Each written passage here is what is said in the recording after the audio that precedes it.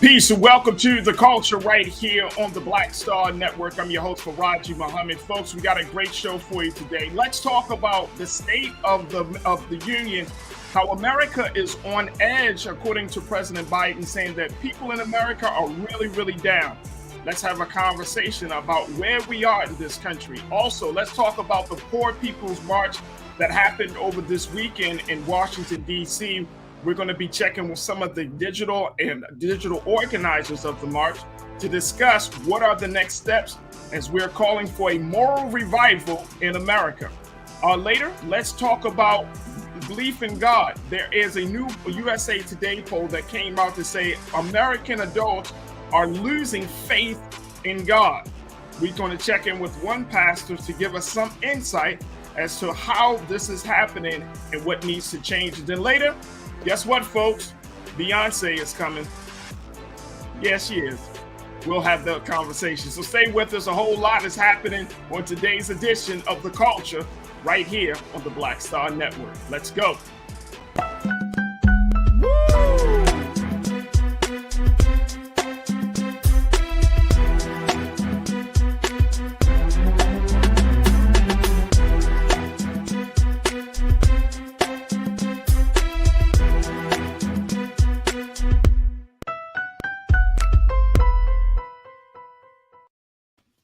Folks, welcome to the show. Hopefully you had a fantastic weekend as folks across the country. And this is the first, as we're celebrating Juneteenth as a federal holiday today. But of course, that happened yesterday as the actual date. But I hope that you have been having a fantastic weekend from everything from celebrating or observing rather Juneteenth and Father's Day. Big shout out to all of the fathers out there, father figures, stepfathers. You know who you are. If you're doing great things, if you are making an impact in a person's life as a father figure, then happy Father's Day to you again. Folks, we got to talk about what's happening in this country. President Biden has hit the nail on the head in a recent interview where he said, his recent comments, where he said that American citizens right now are, quote, really, really down. Now, I want to talk about the fact that we are in this place where America is on edge, folks, that there are a number of factors that have led to the place that, as President Biden calls, down, why we are this way. According to CNN, I want you to check out what some of the big factors are that we're facing in this country. CNN pointed out this. Here we go. Many key aspects of economic, social, and national life that were once viewed as smoothly running certainties are out of joint. The COVID-19 pandemic, thought it has eased its deadly grip, has left a complicated legacy of challenges that are still disrupting daily life. Some are aggravations, like the more than 800 airline flights canceled on Sunday. Others threaten Americans' economic prospects and sense of safety and well-being, like the growing fears of a recession. Now, let's continue on that. Such an atmosphere is sure to breed new turmoil in a nation seeing widening ideological divides ahead of midterm elections that are likely to cause more dysfunction if power is split in Washington between Republicans and Democrats. And it almost guarantees years of political bickering ahead of the 2024 presidential race, which may hamper the nation's capacity to solve any crisis. Wow. America is on edge. I want to bring in culture crew member today, Mr. Jules P., who is an artist, who is an activist, and who is a brother who is doing some great work in his community, and most importantly, doing the great work of mentoring. Jules, thank you. Always a pleasure to talk to you, brother. How are you this afternoon? Doing good.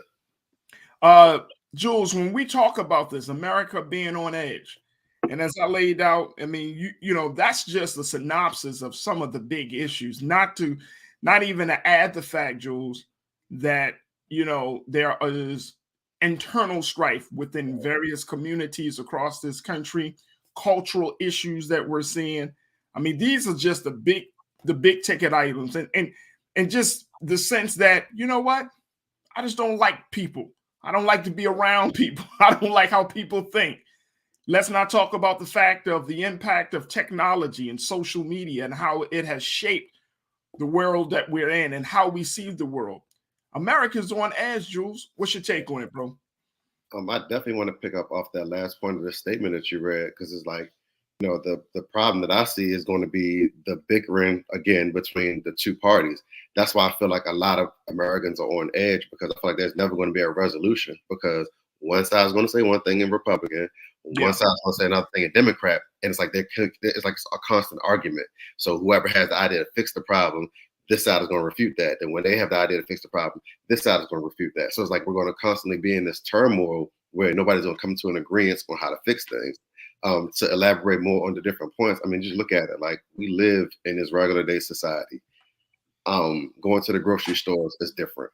Going to the malls are different. I mean, it's no stores in the mall. If you go in the mall, it's like the malls are empty because all the stores couldn't handle the pandemic. The pandemic really crushed a lot of business. Right. And then that wears, again, that the new term everybody wants to use starting from 2020 or 2019, 2020 is like the mental health. Well, that's a thing now, because now people are losing jobs, people have lost jobs, people can't support their families how they used to. So now that changes the consumer, that changes how corporations market business. And it's like now, grocery stores, like they're not getting products in that you used to be able to get on a regular basis, a consistent basis. Back when the pandemic first happened, remember, we couldn't even get paper towels or toilet paper or Lysol. Like it just was so much going on at one time. And that was like, well, is this going to be the new America? I mean, literally, that's what has changed. Is like, all right, this is now the new normal.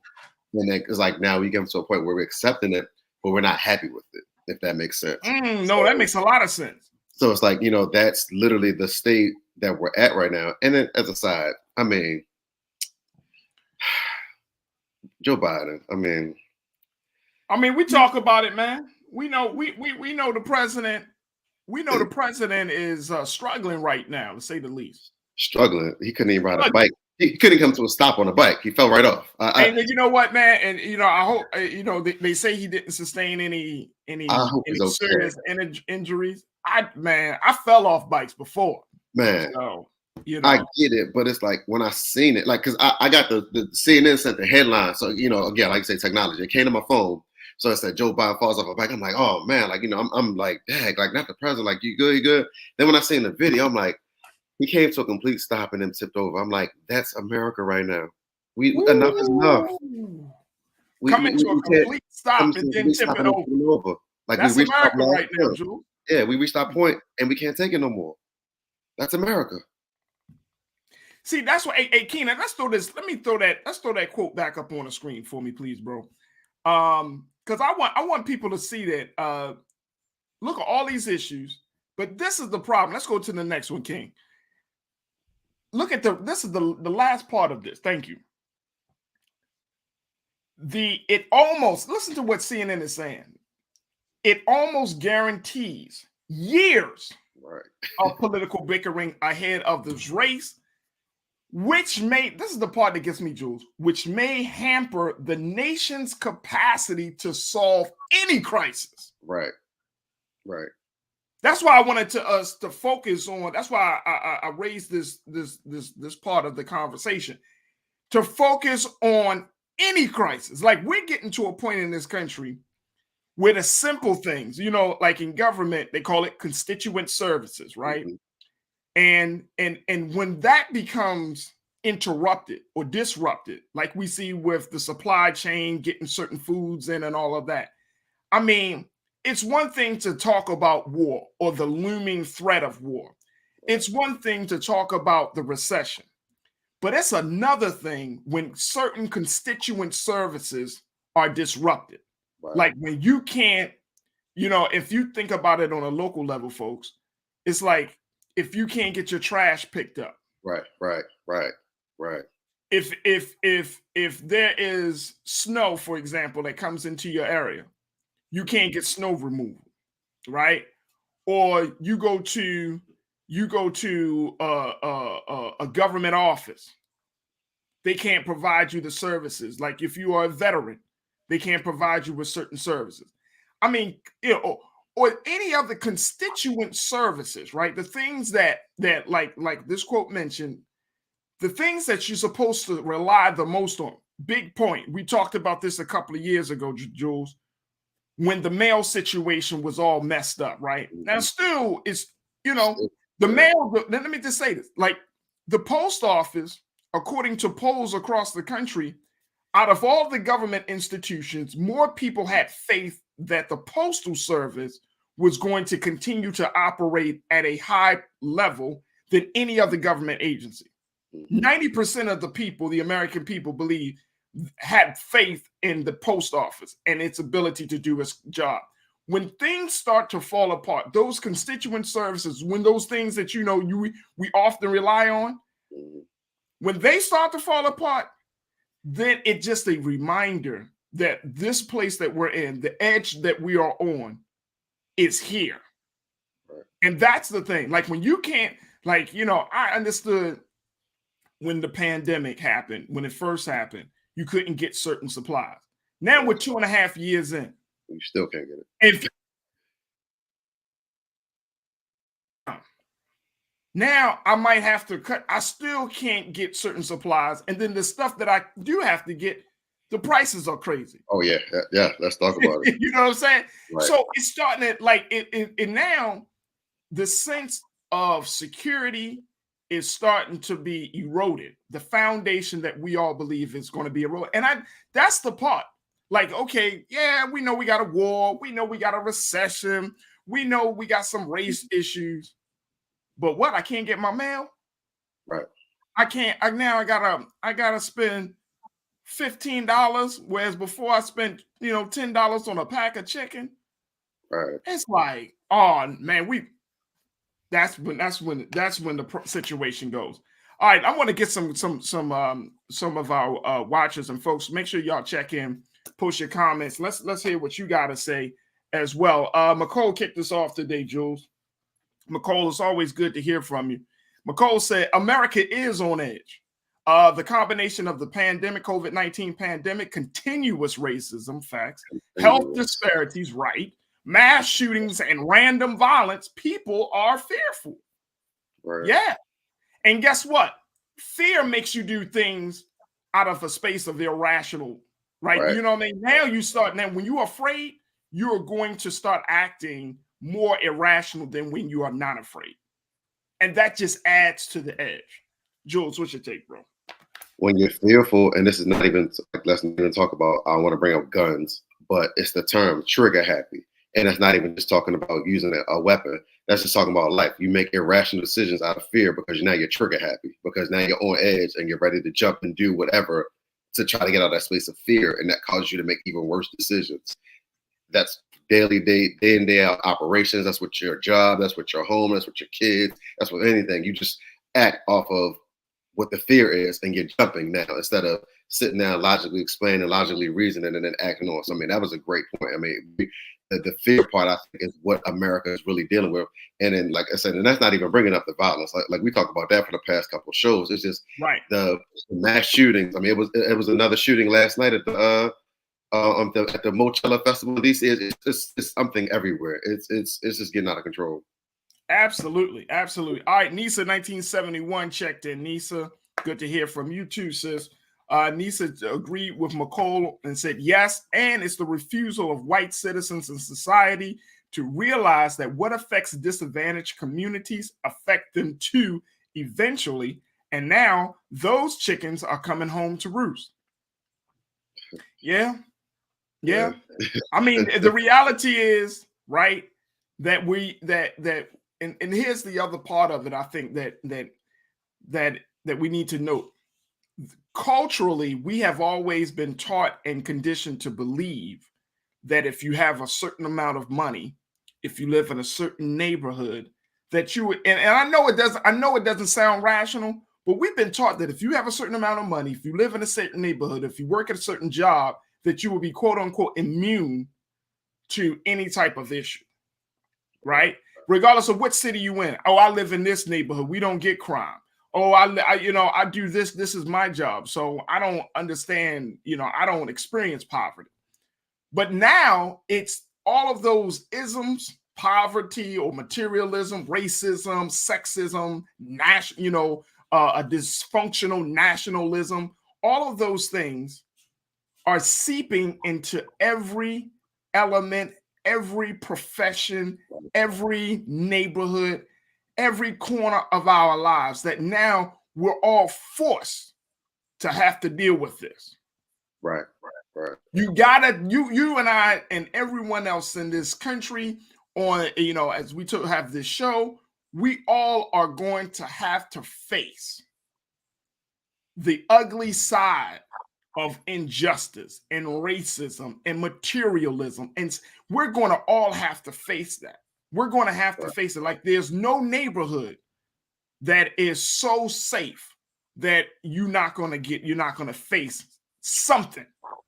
Right. No car that is so smooth or so we're all going to have to face it. Right. And that's a hard reality check when in your head and all throughout our lives we've been said you won't have to face it because this is what you do, who you are, how much money you bring in. I don't care if you're LeBron James. You can't ride through LA and close your eyes and say, I don't see the disparity. Right. You know what I mean? You can't do it. Oh, I'm a doctor. I don't see the a broken healthcare system. You can't do it. Right. You can't do it. Let's go back to our comments. Let's go to Belinda. Belinda, it's good to check in with you, sis. Belinda checks in and said, look, Biden showed he's not balanced in life or at work. Our well-being depends on him not riding those damn Republicans out. I like how you did that, Belinda. I like how she did that. I like how she did that. She just made that analogy. Hey, the Biden might have too much. Hey, Joe, Biden got too much faith, man. I'm serious. And maybe it's just because of me. And you can correct me, bro. I don't know if you're at this place, but maybe it's just me. As I get older, they always attribute Maya Angelou with that saying that if a person show you who they are, believe them. After a while, you start to be like, Dr. Angelou was on to something. Right. Because I can't see your intentions until they express through actions. And if your actions show that they're against my interest, then I have to believe your intention is against my interest. You can't be like, I made good intentions and I'm going to hurt you. And then expect me to be like, no, that's cool. You hurt me. But your intentions was like, your intentions lead to your actions. So if somebody show you who they are, you got to believe them. If the Republicans are saying, no, the intention is to save America, but everything you're doing is disempowering to the citizens of America, I got to go with your actions, bro. I can't, your well-intentioned, your good intention, I can't bank on that. I can only bank on your policies. I can only bank on what I see you do. Right. Is that crazy? No, but I got a question. Yeah, and focusing on your point and focusing on her comment. Is Biden overwhelmed? Are we not talking about that enough? Is he overwhelmed? Yeah, it's 2 years into his term. We're seeing all the problems that he's trying to recover from the previous administration, then all the new problems that's going on in this current administration, and then the fact of his age and his health. Trying to do this. Is he overwhelmed? Are we looking at a president that is just, he ain't saying it, but we see he's a regular American living in a time where this is too much at one time. He's living in fear. He's overwhelmed. He can't deal with it. Hey, Jules. And he's not saying it. Jules, that's why you my guy, man. I think we gotta say what it is.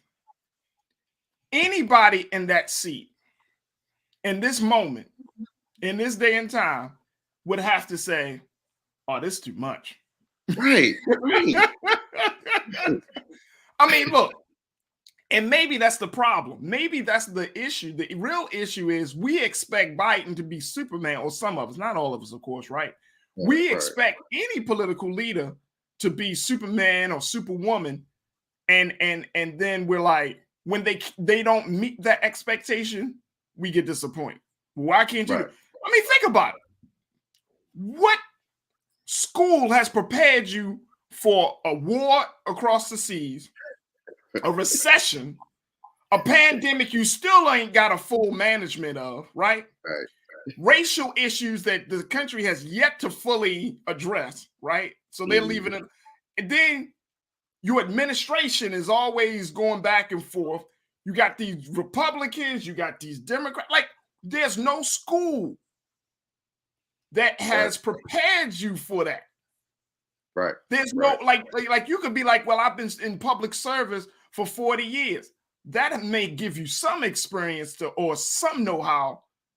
But if there, and every president, there's nothing that has prepared you for the, like you said, bro, the onslaught of crisis. It's like crisis after crisis after crisis after crisis.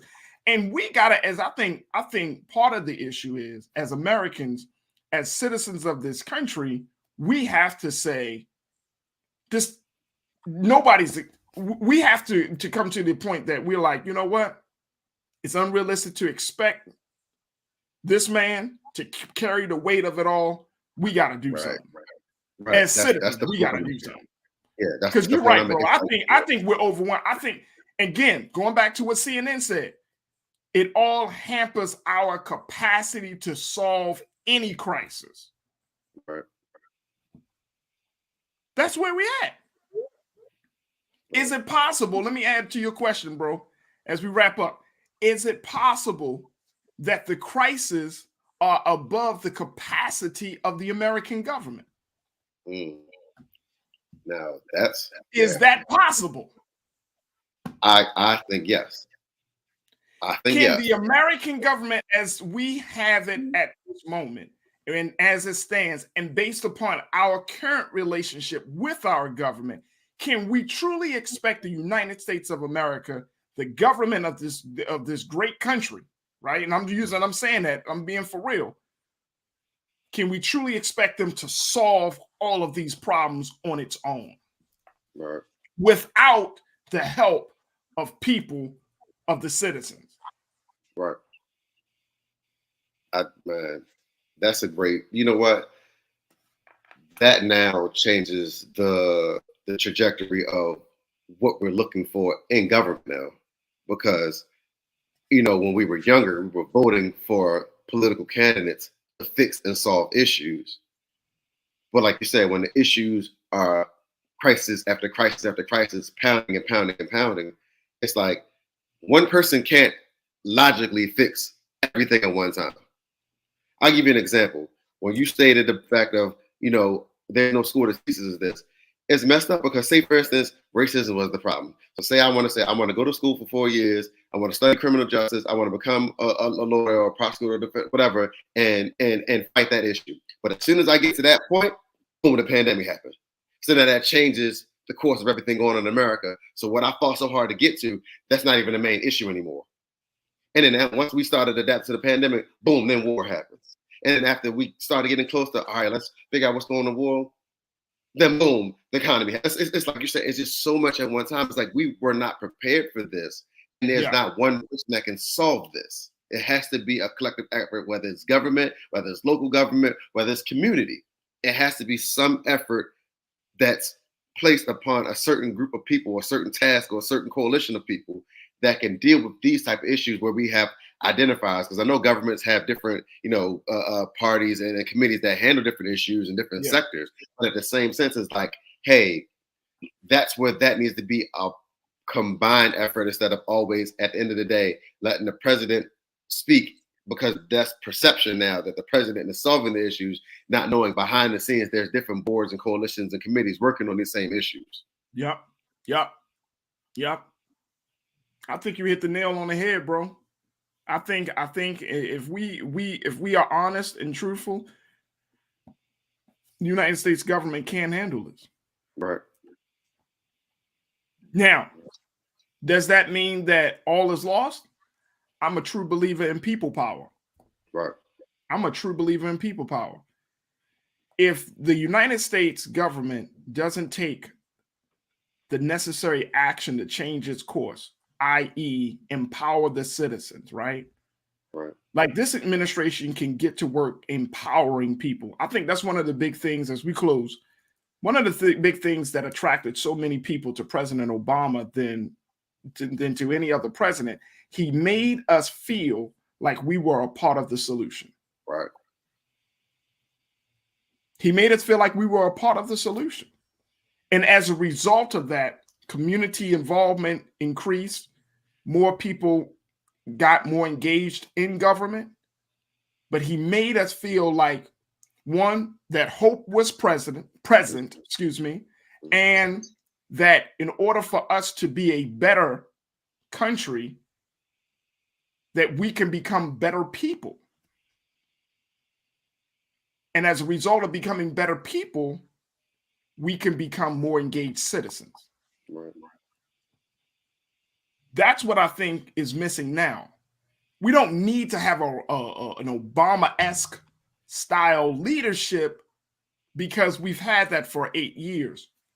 What we need to do, I think, is to dig deep in ourselves to say enough is enough, and to say, I don't need somebody to come and rile me up.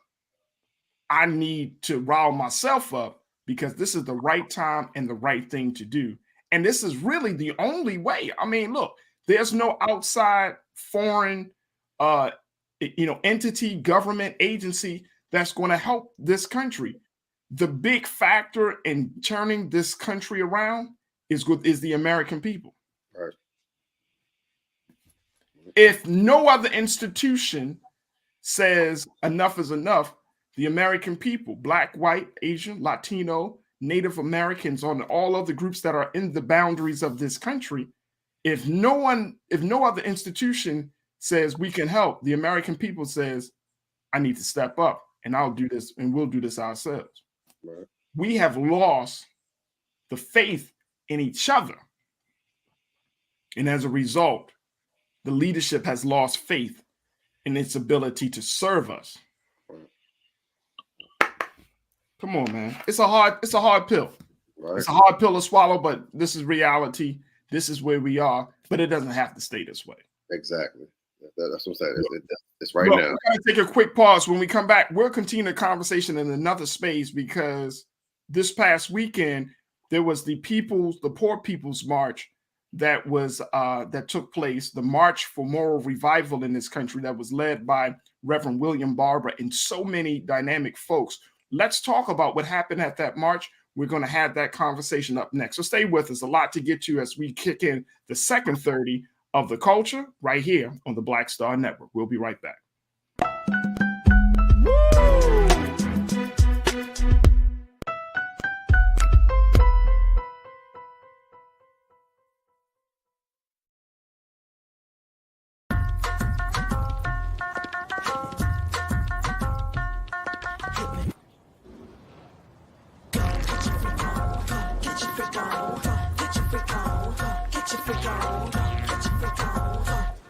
Verizon just gave us all a brand new iPhone 13. We've been customers for years. We got iPhone 13s too. Switched 2 minutes ago, literally right before this. iPhone 13 on us on any unlimited plan for every customer, with plans starting at just $35. All on the network more people rely on.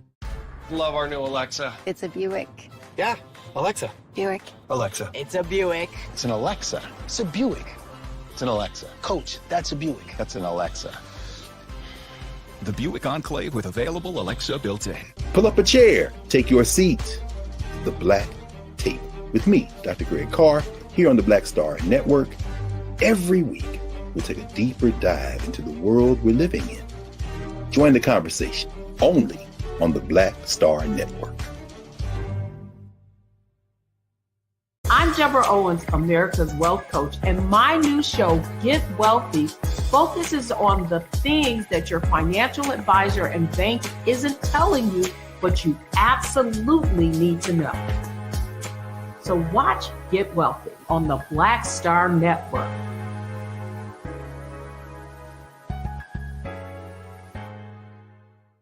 Folks, Black Star Network is here. I'm real revolutionary right now. Support this man, Black Media. He makes sure that our stories are told. Thank you for being the voice of Black America, Roland. I love y'all. All momentum we have now, we have to keep this going. The video looks phenomenal. See, this difference between Black Star Network and Black-owned media and something like CNN. You can't be Black-owned media and be scared. It's time to be smart. Bring your eyeballs home. You dig?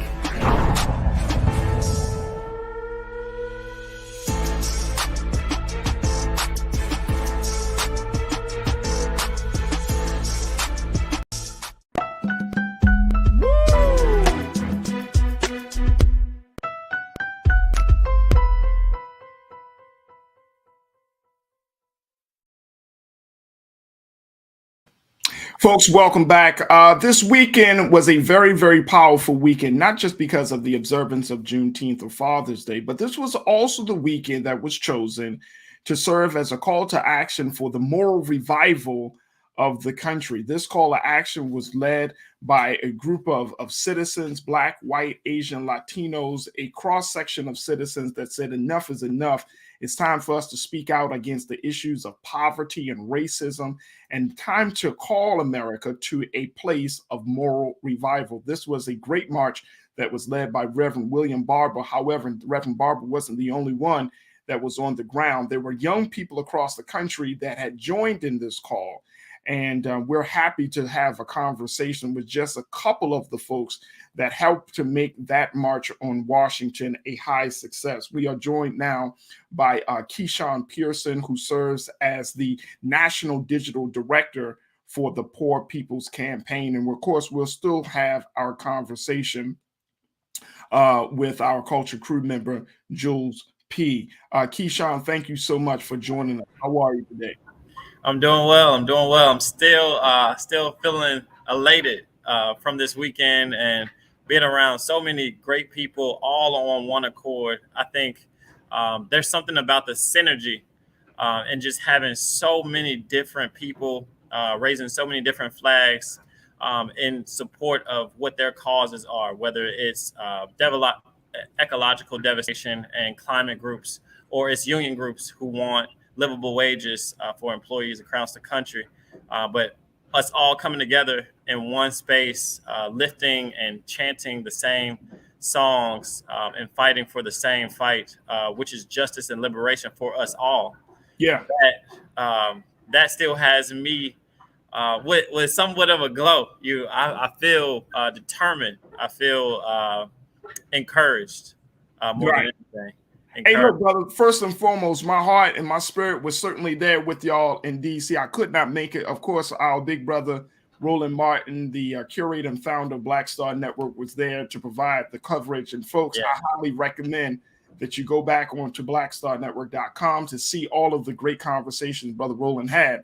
But, you know, one of the things that attracted me to, you know, just being able to just talk about this, brother, first and foremost, is that as much as we talk about climate change, we could talk about, you know, education and healthcare, and we could talk about, you know, the disparity in law enforcement, all of those things. The big thing, and I hope many people don't miss this, is that you're talking about a moral revival. You're talking about something that is quote unquote intangible, but it is so intrinsically important. Because if you don't have the morality, you can't even speak about justice. You can't even talk about equity. You can't even talk about any level of liberation, because your mind, your heart, and your spirit is just not in the right place to do that. That's exactly right. And so in the movement, we don't focus on left versus right. We don't focus on red versus blue. What we focus on is what is morally correct, what is morally the best thing to do for everyone, right? Everyone has a right to live, is what we believe in. And that's everyone has a right to living wages. Everyone has a right to clean air. Everyone has a right to clean water. And so anything that tries to obstruct or keep people away from clean water, livable wages, that's what we need to fight together in unity against, right? And so often we are siloed or separated by divisive tactics where they tell you we're limited. So we can only focus on climate, or we can only focus on social injustice, or we can only, and it's not one thing, it's everything. These are all interlocking injustices that we have to address simultaneously. So in addressing these simultaneously is the only way we can all together get free. What we say in the movement is when you lift from the bottom, everybody rises. Not when you lift from the middle or when you lift from the top. When you lift from the bottom is when everybody rises. And you know what, Keyshawn, I'm glad you brought that up, because you're talking about real power, having the ability to lift from the bottom. And I've heard, and I've listened to Reverend William Barber, and I've heard some of the other speakers, and I was like thinking to myself, man, that is the real struggle, right? Because there are only there's the small number of folks at the top that are controlling the resources, the overall vision for this country. How do we start to lift from the bottom, especially when you're talking about a constituency in this country that, one, that may not care, or two, they don't see their own power, and three, may not be knowledgeable about the time that we're living in, the seriousness of the crises that we're facing. How do you start that lift? You start that lift by information. The difference between those who operate at a different level and those who don't is having access to that information. And so one thing that the Poor People's Campaign does is we work together with environmental study groups, policy study groups, and we create information in the form of reporting. And so we recently released a COVID report that showed the disparity in the deaths based on location. So based on your zip code, based on the poverty level there, they experience more loss, 4 times more loss than wealthier zip codes. We have the Souls of Poor Folks, where we examine how disconnected the poverty calculations are that are currently being used and how outdated they are. There are currently over 140 million people in the United States that are one incident away from poverty. And that amount being less than a $400 or $200 inconvenience would actually throw them into poverty. And this was before the pandemic. So after the pandemic, we expect that those numbers have even worsened. And so I think having access to that information is one of those things. But I actually want to bring my brother, Justin J. Pearson, on and he will elaborate on just a couple other things that we believe will help lift from the bottom. Hey, well, let me do this. While we bringing Justin on, I want to play just a few minutes from some of the remarks from Reverend William Barber, man. And again, Keyshawn, I am in full support, man. This thing this is so necessary. I'm a student of the philosophy of Dr. Martin Luther King. And so, I understand the necessity for a gathering like this. So, and then, we'll certainly talk about this, but you being a young Black man on this front line, on this space, right? Yes, sir. This is, we talked to Brother Ruquan last week, another brother who was organizing, another Black brother who was organizing some work for the March for Our Lives. It's so empowering to see young brothers in these spaces that are making these intentional choices to say, you know what, I'm young, but my life can't be fulfilled or can't be a full life until I, totally submit myself to a cause bigger than myself. Right. So, you know what I mean? Can I add one more thing? Yeah, bro, go ahead. I just want to, and this is just a plug, because one thing that we definitely want to do is grow and advocate for more people to join us. This doesn't work. The work doesn't become impactful, and it can't grow into what we need in order to actually create sustainable change, right? And so one thing I wanted to add before I go is if you would like to join us, we need every single person. So if you have the time, just use your phone. We want to make it as simple as possible, and just text MORAL to 38542. So that's text moral to 38542, and we will help you get connected with a state campaign that we have who is actively doing this work in your state. And so we need you. We need you. We need you.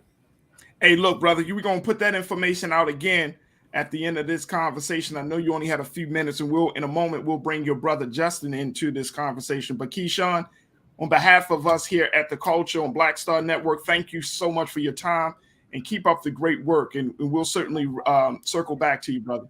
Thank you. It's been an honor. Absolutely. Folks, I want y'all to hear some of the remarks from Reverend William Barber as we just want you to hear a couple of minutes, and then we'll bring in the co-league Justin Pearson into this conversation, as well as our culture crew member, Jules P. Check this out. To the stage, my good friend Roland Martin and us often talk. You can't have a meeting like this and not have a strategy for after the meeting. That'd be foolish. So let me tell you what we're going to do after the meeting. Number one, we demand that all congresspersons in the United States publicly acknowledge the reality and pain of 140 million poor and low-wealth people and stop lying and saying that it's only 39 million people. Number two, we demand every congressperson commit to creating and supporting legislation that reflects a third Reconstruction agenda. Now, we haven't heard, and I don't know what the problem is. I know the phones work and the emails work. So let me say it here. We demand, come on, Liz, we demand a White House Poverty Summit with President Biden to allow this administration to meet with a delegation of poor and low-wealth people, religious leaders, and economists now. Number four, the campaign will engage in massive mobilization and outreach through every means available to us. Number five, we pledge to return to Washington, D.C. in September and bring 5,000 poor and low-wealth people and religious leaders and 100 economists in a nonviolent direct action to walk all day in the halls of Congress. We won't be silent anymore. And today, this campaign announces its launch of a nationwide effort for the next 143 days to register and educate poor and low-wealth communities to vote in every election for candidates that commit to addressing poverty and low wage.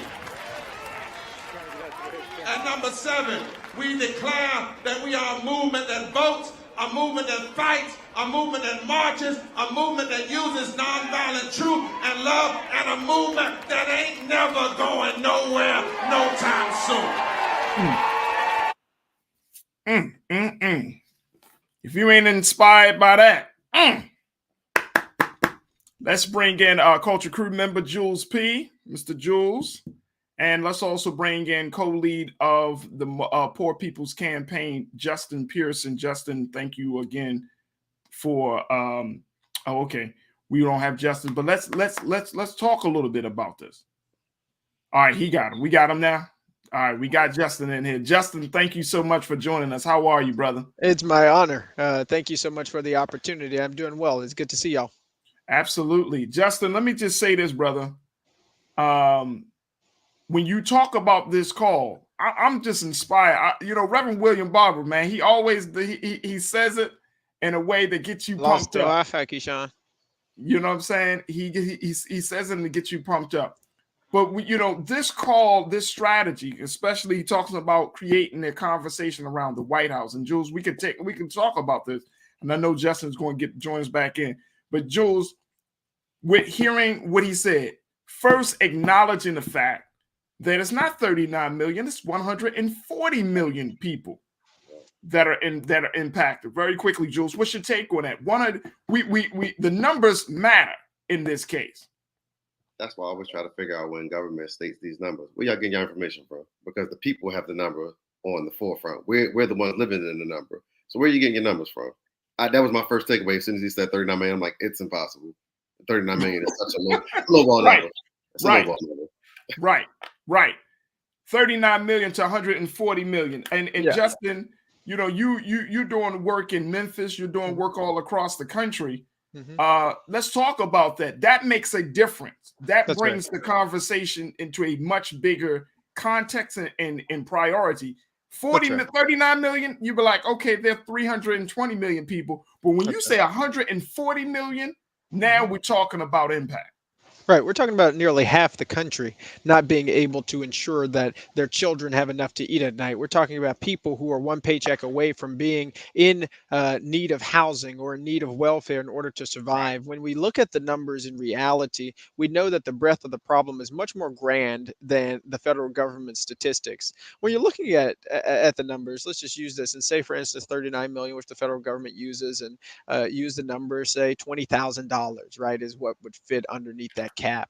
That means somebody who's making $20,000 and one is no longer poor, right? Our statistics are used in such a way that does not encompass the reality of the expenses of surviving in this country, nor the reality of what it means to be self-sustaining and self-sufficient. We're telling people they have to work hundreds of hours a week just to be able to afford a 2-bedroom apartment in the United States of America. We're telling people that you can go to college, have over $100,000 worth of debt, and somehow you are living the American dream. We are really creating policies that ensure poverty, and we're perpetuating the systems of inequality that allow for some people to be billionaires and worth hundreds of millions of dollars, or we have other people in our country who are unhoused. And I use that definition because it's a really important one. It's not just people who don't have access, who are living on the streets. I'm talking about people who are having to live with relatives, people who are couch surfing, of which there are millions of people in our country who are unhoused, who don't have a permanent place where they can actually call housing, because of the amount of rent that we have, and because of the literally strangling, slow lynching, slow violence of poverty in our country. And the numbers do matter, and having a larger number also means that we need to have much more aggressive policies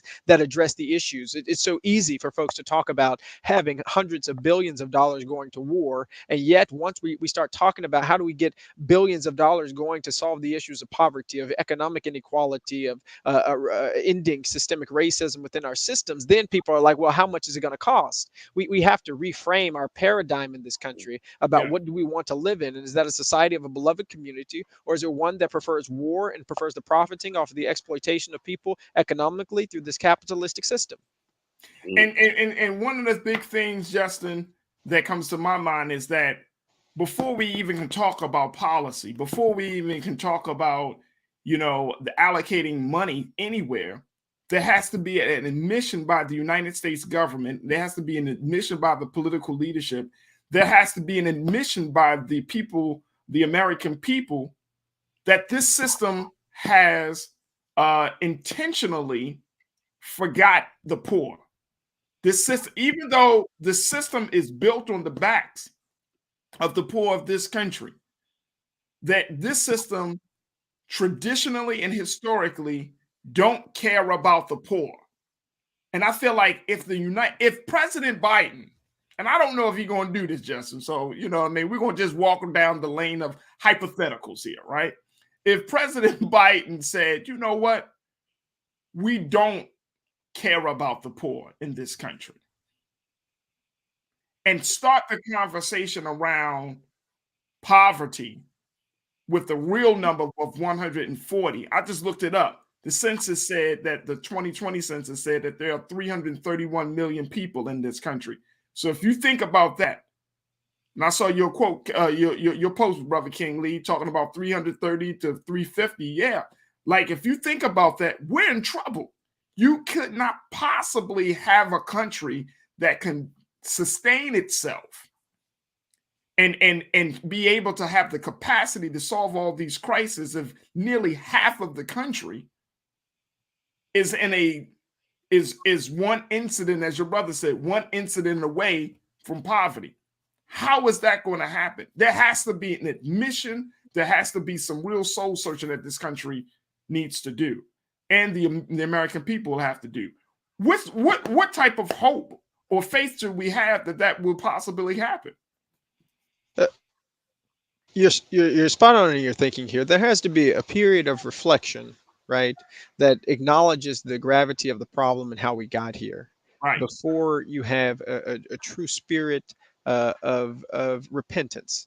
Because ultimately, that is the moral crisis that our country is in. It is that we have strayed away from a belief that we have a responsibility and accountability to those who have been made least, those who have been made lost, those who have been made poor through these systems of injustice and inequality. And we, as Black people, as poor and low wealth white people, we know that the system of racism in and of itself, created over 400 years ago, was with the intention to divide the power of people who were low wealth. It was intended to divide the power of people who were poor and who were being marginalized by who? By people in positions of power, by people who had the wealth, by people who had the prestige, by people who had the pedigree.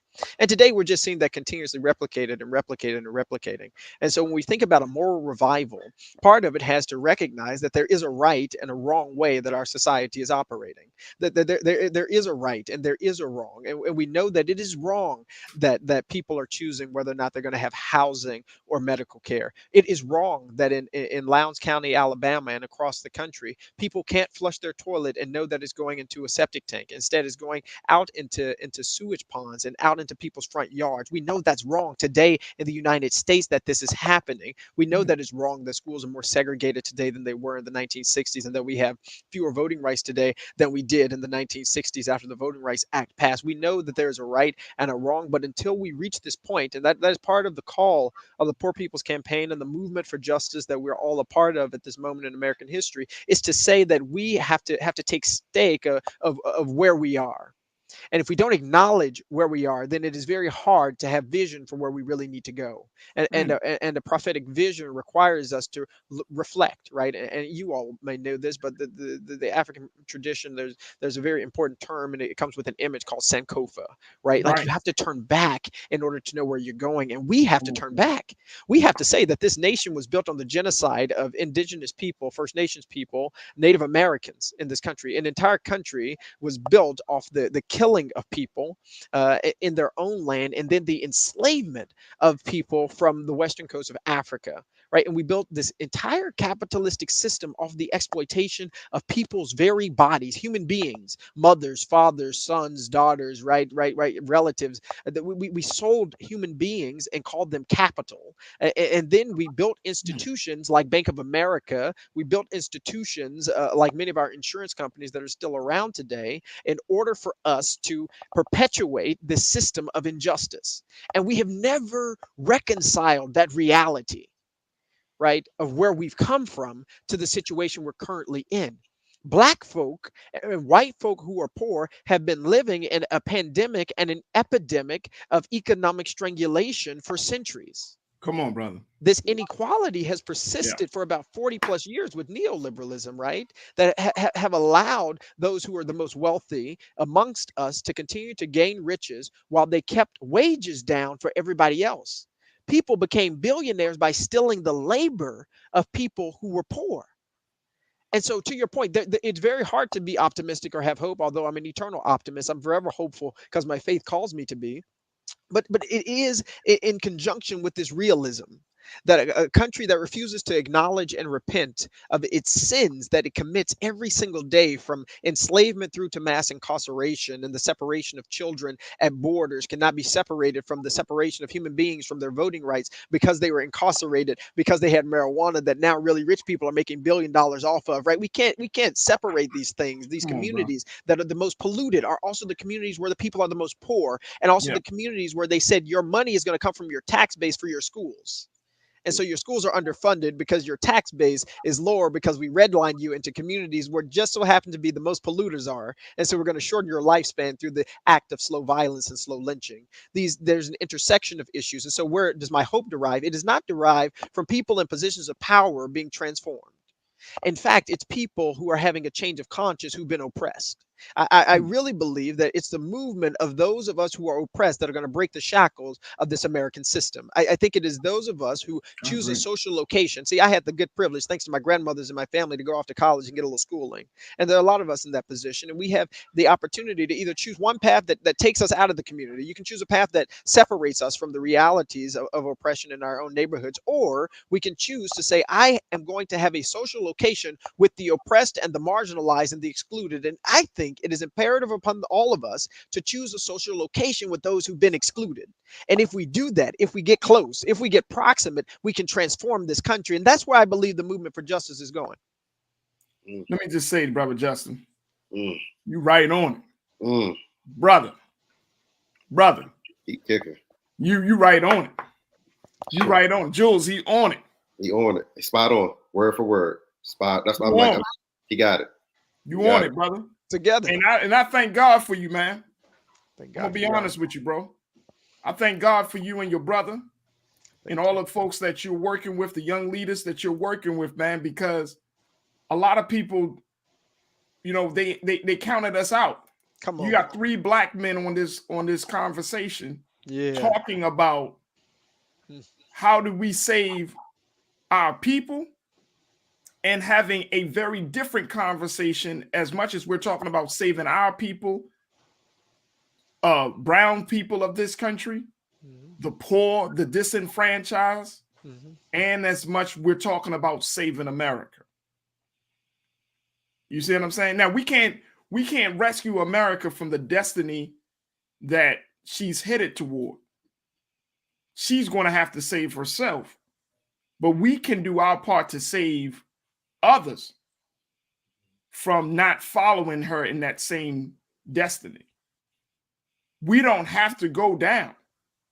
And you know, you talking about being the eternal optimist. I think I'm right there in that respect, brother, because I don't believe that if this country is going in a crazy direction that we should just go along to get along. We passed those days, man. We passed those days. And too much is at stake for us as black people in this country, and as for us, for the rest of this country. Too much is at stake. We can't just say, oh man, F it. I ain't going to do this no more, man. I ain't doing this. Like, too much is at stake. I got children. There's another generation that's coming up behind us. Too much is at stake. So I'm happy to hear that y'all are in this space. And I know we don't have a lot of time to come back to talk about this, but Justin, first and foremost, let me just share, you and your brother are always welcome to be on this platform, brother. So don't ever think that you can't just shoot me a text and say, hey, Farajii, you know, we got something that we're cooking right now. Can we come on? Because this is your space. But just know, man, like this is a serious situation, and people got to understand that the poor, that's the people. If you don't treat those without, if you don't treat those who lack, how are you going to talk about you are a country of humane intentions if you don't even treat the poor with respect and dignity? And then on the other side of that is that the poor can't see itself as being weak. If we organize and mobilize, like Dr. William Barber said, we organize and mobilize, man, we can make the changes that we want. We just got to wake up. We got to wake up. Your brother put it out there. Text moral to 38542. What's the next step for this process, Brother Justin, as we talk about this moral movement, this call to action? Yeah, I want to articulate one thing. You affirm one thing that you said so well, right? The power of the pyramid, right, is at the bottom. It is the people who are at the bottom. It's more of us than it is of them, right? Their ideologies have trickled down and have infected some folks to the detriment of the movement for a long time, but scales are falling off of people's eyes. And it is the folks who are low-wage workers. It is the folks who have been excluded for so long that you have a home in the movement, right? And the reality is, if we get the folks at Starbucks to get together and the Dollar Generals to get together, if we get the folks at the Walmarts to get together, and we get the folks who are the cleaning workers at the hospitals together, it's more of us I swear. than it is of them. Come on. It's more of us who know that we deserve clean air, clean water, clean soil. It's more of us who know that you shouldn't have to sell your car in order to pay a hospital bill. It's more of us than it is of them. And we've got a prime opportunity, particularly in this decade, in my opinion, to change the course of American history. It's already changing a lot, but we've got to change the course of American history to be more inclusive, because everybody's got to be in. Because liberation, I know I'm running out of time, and I apologize to the producers. Liberation has to be for everybody. Liberation has to be for Black folk, and it has to be for queer folks. It's got to be for poor white folks and poor Black folks and Native American folks. We've got to get liberation for everybody, because only when we are all actively working to get free will we be able to set this country free. And there is a spirit that we inherited from ancestors who were in systems of bondage, who still chose the freedom of the human spirit. And it is more powerful than their money. It's more powerful than their politicians. It is a lifetime commitment to persist in spite of the system and despite what they are doing to us that got us here. And so if they survive that, then certainly we can survive this system in order to push this society to be a better one. That's the work. And so we need folks to text moral to 38542, but also go to poorpeoplescampaign.org. Read some of the research and the literature. We're going to get you attached to a local campaign, a state campaign, because we're going to push at the county commissions, at the city councils. We're going to push at the state levels in order to change policies. And I know I'm in a red state, and people don't think a lot can change there. But let me tell you, there are a lot of poor folks. In fact, 60% of the people who are under the poverty line in Tennessee are white. Right? We've got to get people to see that their best self-interest actually isn't whiteness perhaps, but maybe it's the liberation of everybody. That's what I'm right? talking And that's about. the message we have to keep pushing. We have to keep putting forward. And by doing so, we will change this country, and we will leave a future better than the one we inherited. Hey, King Keenan, let's pull up the website very quickly, bro. poorpeoplescampaign.com. Look, folks, I don't know about you, Jules. I'm inspired. Yeah. I'm inspired, bro. Justin Pearson, co-lead of the Poor People's Campaign. So many people have been checking in, Justin, and I'm just happy to hear from you and from your brother Keyshawn. And both honored. More importantly, bro, you know, you got allies, you got supporters on this side. Black Star Network, yours truly, my man Jules P. Take a look at this, folks. Here's the website right now. Poor People's Campaign, Poor People's and Low Wage Workers Assembly. Great March on Washington. Got my man Keyshawn back in there. There you go. Some of the mobilizing partners, folks. But just go to the website. And I highly, highly encourage you to text MORAL, MORAL, to 38542. This is a serious situation. 7 steps before the midterms. A lot of you that have checked into this show, y'all often say, well, what are we need to do? What's the agenda? What's the policy? How what's the next step? There you go. And we don't have to reinvent the wheel. You ain't got to look back 50 years. 50 years is to serve as a reminder and a point of reference and an inspiration. But we don't have to reinvent the wheel. The ancestors have already laid out the foundation on how we should move forward. The thing is, whether we have the political and the individual and the spirit to really do what we are compelled, what we need to do. PoorPeoplesCampaign.org, text MORAL to 38542. Justin Pearson, Keyshawn Pearson, I thank you, brothers, both for your time with us today. We'll certainly be bringing you back on. Thank you so much, brother, and keep up the powerful work that you both are doing. There we go. There we go. Folks, we got to take a quick pause. When we come back, let's talk about America and faith. There is a new poll out that says that American adults have less faith in God. They don't believe in God. We'll be checking in with Pastor Dr. Cecil Gray to give us some insight as to why this is happening. And we got some other trends posts doing the most and some other conversations. So stay with us. It's The Culture here on the Black Star Network. We'll be right back.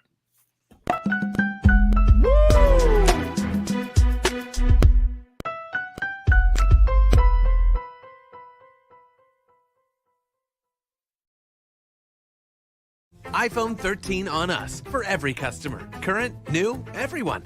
To show the love. Don't you think it's time to get wealthy? I'm Deborah Owens, America's Wealth Coach, and my new show on the Black Star Network focuses on the things your financial advisor or bank isn't telling you. So watch Get Wealthy on the Black Star Network.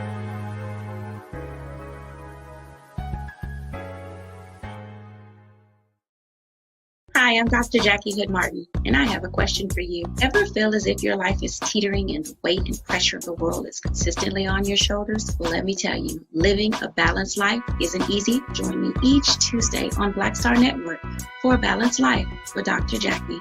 We'll laugh together, cry together, pull ourselves together, and cheer each other on. So join me for new shows each Tuesday on Black Star Network, A Balanced Life with Dr. Jackie.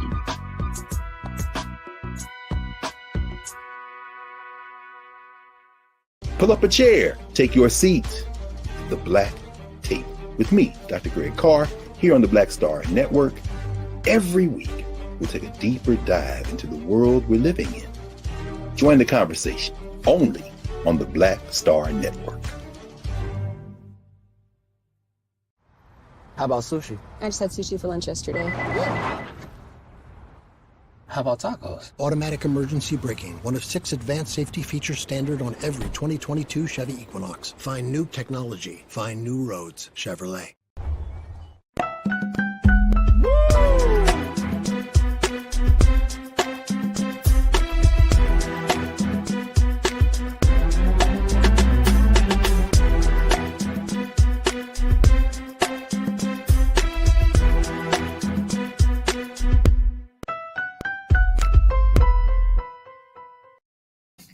Folks, welcome back to the second hour of The Culture right here on the Black Star Network. So excited to have you join us today.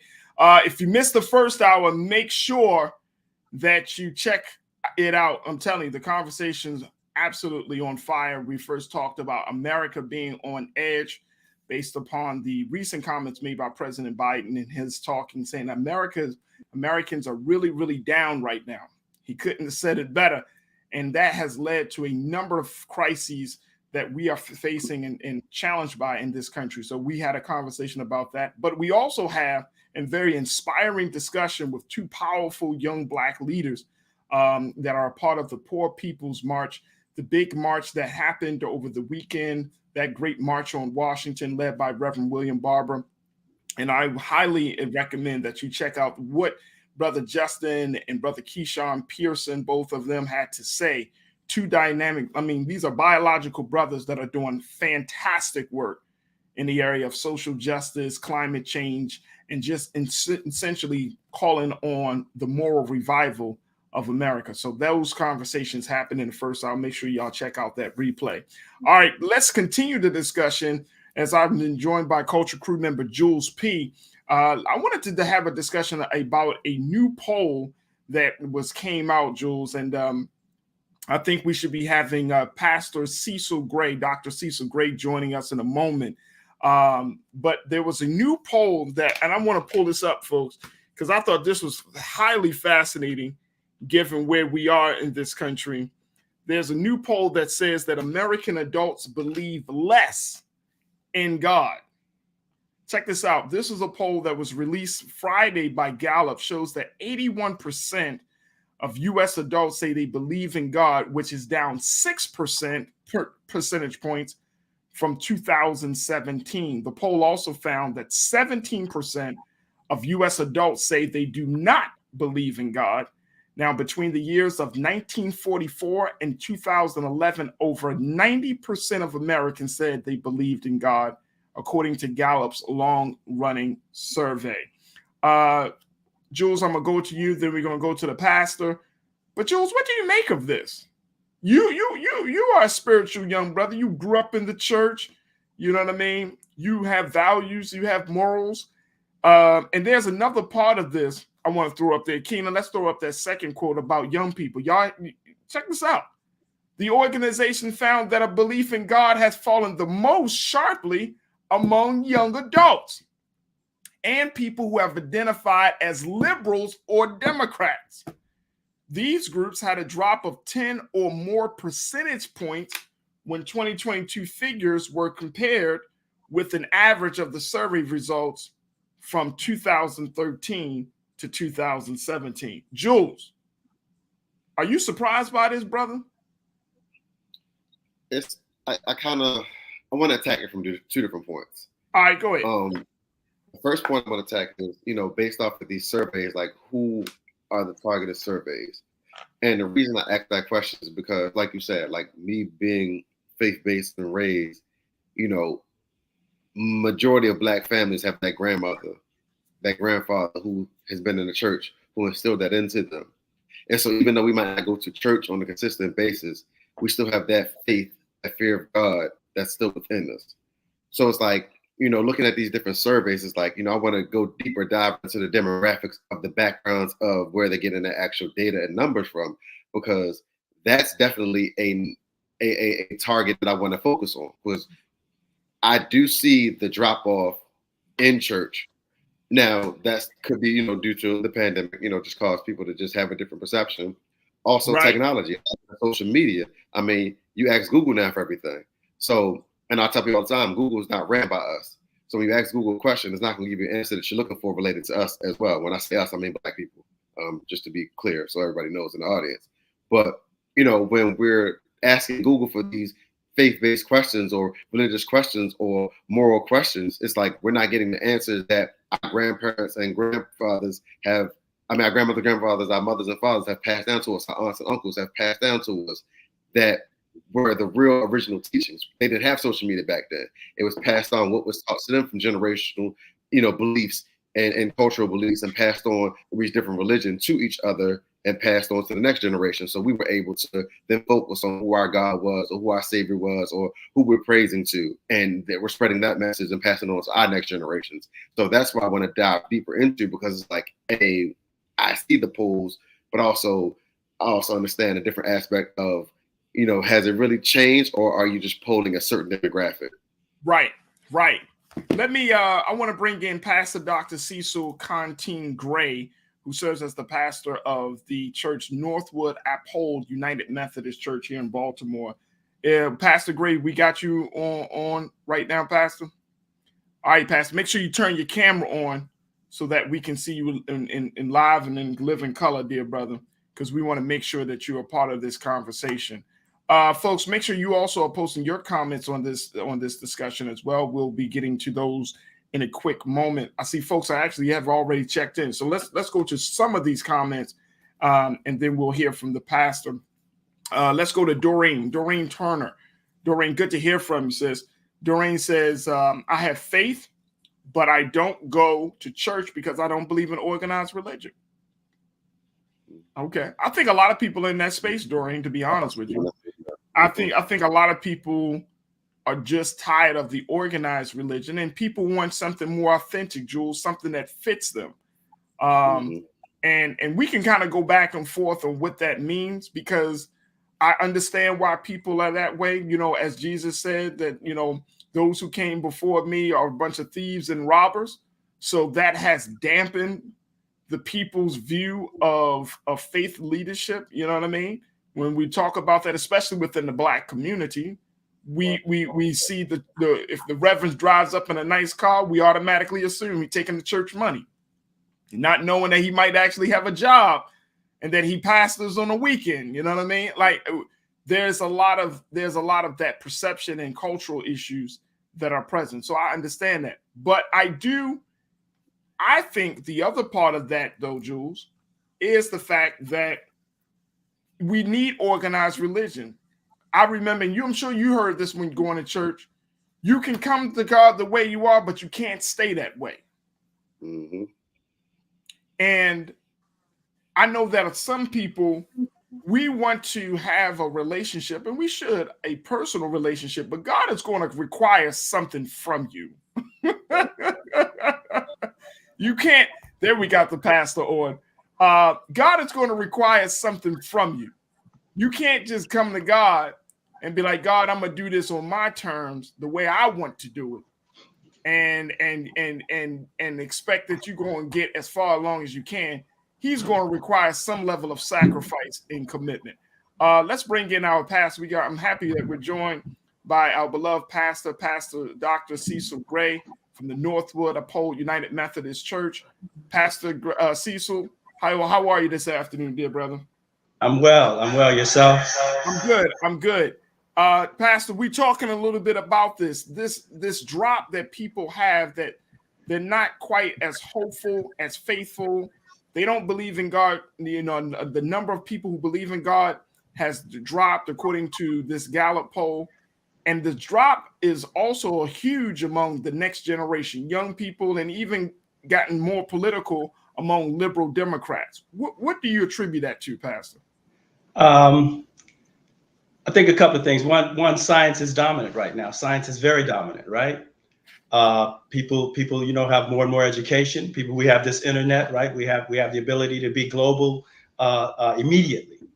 And so when you see the reach of technology, right? It's easy to maybe think that technology is the end all and be all. We've got the technology, all that other stuff, that non-empirical stuff, as you said earlier, that stuff that you can't see, touch, feel, measure. Maybe that really doesn't matter, but it does. And I think something that you're saying earlier about the young people. I think the young people. When these polls, it depends on how the question is asked. Right. Because I think the young people. I think they still believe in what I call source. Right. And so when you work with young people, you got to watch language, because, and this when many years ago when we were young, right? Right. We're flexible with the language. So young people, if you ask them, do you believe in God? You may get a no. They may not even want to be bothered with whoever's taking a poll. But young people, you talk about source, you talk about love, and then be broader. Talk about Nkulu Kulu. Talk about the unified field theory. Talk about Oludumare. Talk about Ja. Talk about Yah, talk about Wakan, Skun, talk about Amma, talk about all these other names, these other appellations, right? Relative to how the creator is referred to. And then you discover that some of the young people I know, they believe in God, but they don't believe in these images, right? They do not believe in many of the images that have come across generations now and even centuries, right? That are historically inaccurate, that are intellectually dishonest, right? They don't believe in that. and they're at an age and a stage and a time in their journey where, they're not going to be shy about that. They're not going to be shy about it. They do not believe in people who look like they come out of Europe. When if you look at a map, and if you know something about history, you know that those people, those holy men, those holy women, they have to be people of color. Right.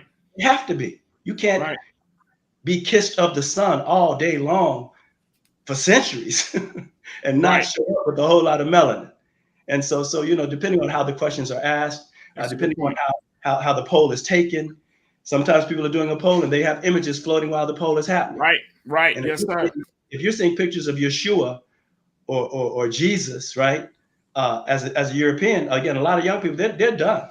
They're not even in the conversation anymore. They're like, whoever you are, you're not serious. You don't know what you're talking about. I'm out.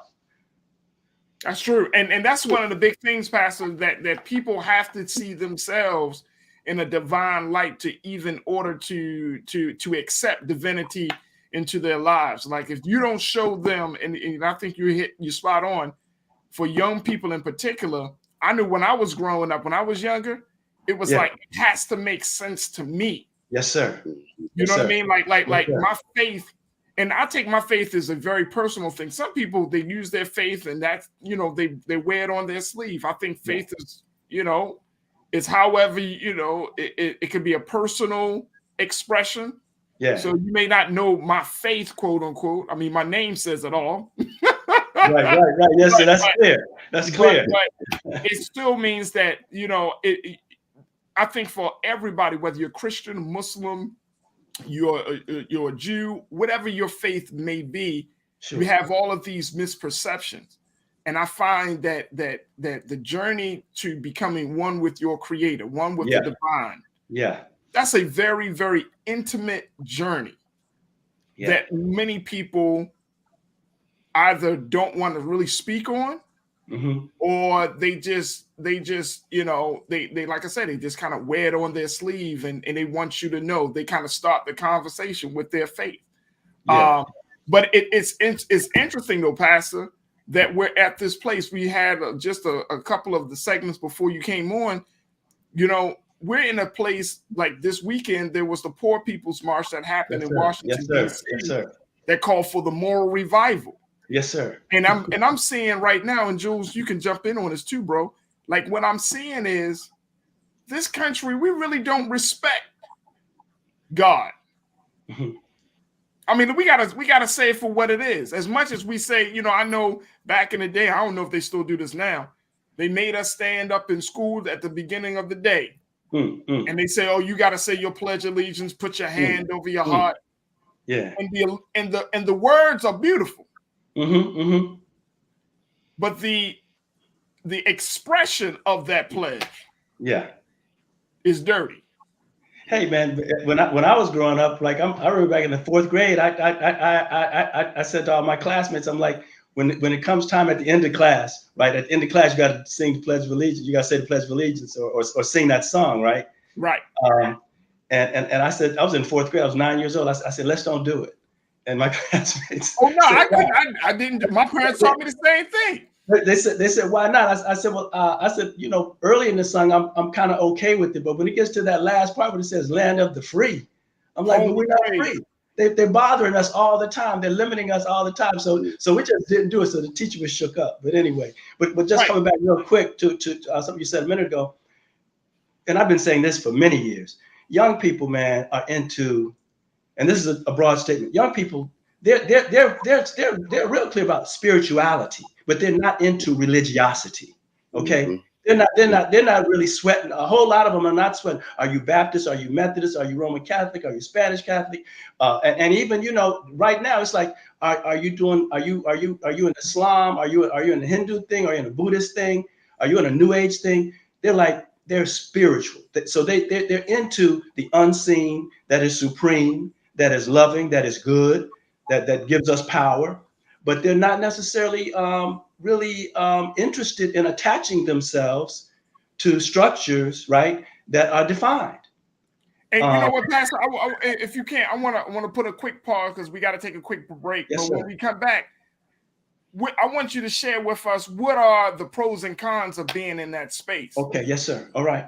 You know, yes, given the fact that we're also, like I said, we're in a country where conversations about morality is had on the outside, but the expression and the respect is not there for. I love the question. I love to link that up. Yes, sir. I appreciate sir. Absolutely. So, folks, we got to take a quick pause. When we come back, more with Pastor Dr. Cecil Gray, more with Jules P., and more of this conversation about American adults and young people believing less in God. Share your comments, post your thoughts, and we'll get to those as well. Stay with us. It's The Culture right here on the Black Star Network. We'll be right back.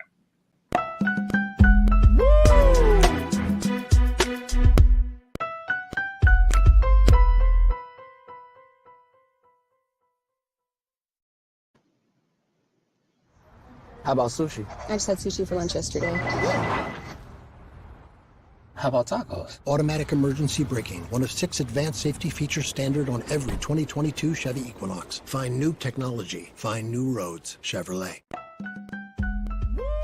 We're all impacted by the culture, whether we know it or not. From politics to music and entertainment, it's a huge part of our lives, and we're going to talk about it every day right here on The Culture with me, Farajii Muhammad, only on the Black Star Network.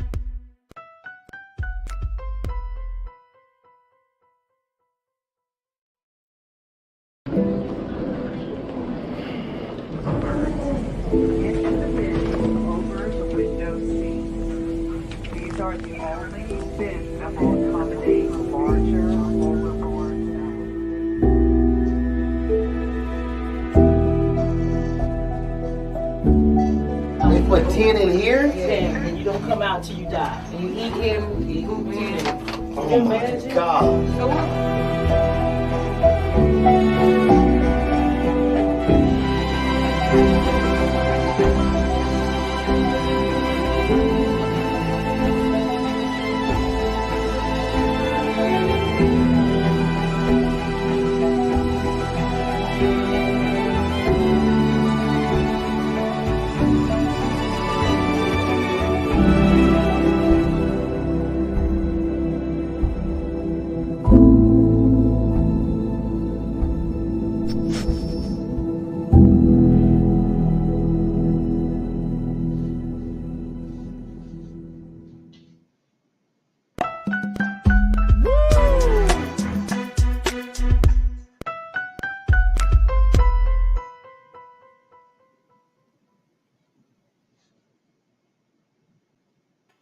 Folks, we have been talking about America and faith, as the new Gallup poll has shown that American adults and young people have lost faith in God, saying that they believe less, even though a number of them also said that their more spiritual, organized religion seems to be on the chopping block. Talking about this, as we've been joined by Dr. Pastor Dr. Cecil Gray, who says as the pastor for the Northwood Uphold United Methodist Church, and we also are talking to Culture Crew member Jules P. I want to get back to the conversation, but I don't want to miss out on some of the insight that our audience, our watchers are sharing on our platform. So I want to just share just a couple of those comments as folks have been checking in to share their thoughts about this. Davey Floater, Davey, good to hear from you, sir. Davey posted, look, I'm surprised it ain't lower than 81%. Yeah, 81%, folks. And you're talking about the number of U.S. adults who believed in God has dropped. So it's down 81%, 7%. It used to be close to, it was around 90% a few years ago. Now it's down to 80%. And folks are worried about this. The church and faith institutions across this country should really be trying to figure out how to make God more relatable. Rashid had said, you can go to online church. They're very good ones to watch. And I think to your point, Jules, you talked about, watching those churches, having those church services and connecting with a faith institution, your church, through technology. You know what I mean? Using the technology, and especially, of course, because of COVID, that's changed everything. So, Rashid, I agree with you. You just got to find the one that speaks the message that is going to edify you. And I think that's one of the big challenges. Doreen checked in and says, please don't believe all of these Gallup polls because they are not really true. They may not be, but I think it's interesting. I do think that it is interesting because I don't know about you, brothers, but I'm not the country, the way the country is, Jules, I don't see a lot of people running like, back in the day, Sundays, things used to be shut down. People used to, it used to be a time where, you go to the mosque, you go to the church, you go to your house of worship, and you could feel like less people on the road. Nobody was going shopping until after a certain period of time. Now Sundays don't feel the same. They don't feel the same. So I don't know. Like I'm more inclined, Doreen, to believe that people are just not going to church. And when you talk to people, I think this is the biggest indicator for me, Jules and Pastor. When you talk to people, the conversation is less about God. And it doesn't always have to be like, you every other word, God. But I'm talking about even when we're having conversations about the state of affairs in this country, when we're talking about issues, the element of bringing God into the conversation is often not brought up. Jules, what's your take on that, bro? So my take is here's the point I want to tie together, especially, and I want to definitely talk to Pastor as well, because when we look at the state of this country and we talk about everything that's been going on, and we base everything off of like these mass shootings and everything that's happened over the last, let's say 2-3 years, well, we'll say 6 years, and we talk about the Constitution was written way back when. So then let's tie that same correlation to our religion and our faith. A lot of our books, our Bibles, what we use to read our word and our literature was written a long time ago. So how does the correlation now in 2022 get the young people who are living in this time and age, seeing what's going on in these spaces of world, mass shootings, war, poverty, economic decline? How do young people now use the faith that was passed down from their ancestors and from their grandparents and grandmothers and grandfathers and parents? How do they use that faith now to tie to the correlation of 2022, where they feel like, hey, I still have my belief in God, I still follow his ways, and I still use his teachings to live my life on a daily basis when that's not what I'm being shown on a consistent basis in America today. Yeah. Good point.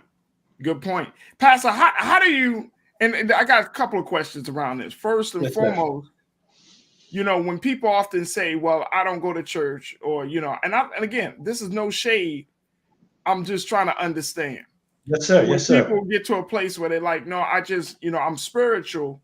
Right. Does that absolve them from taking the hard, necessary steps? Does that absolve? Yeah. Does that take some level of accountability out of the conversation? So if a person treats you wrong, you be like, well, I'm spiritual. I didn't say I was, I don't have to. I don't have to adhere to certain tenets of a faith.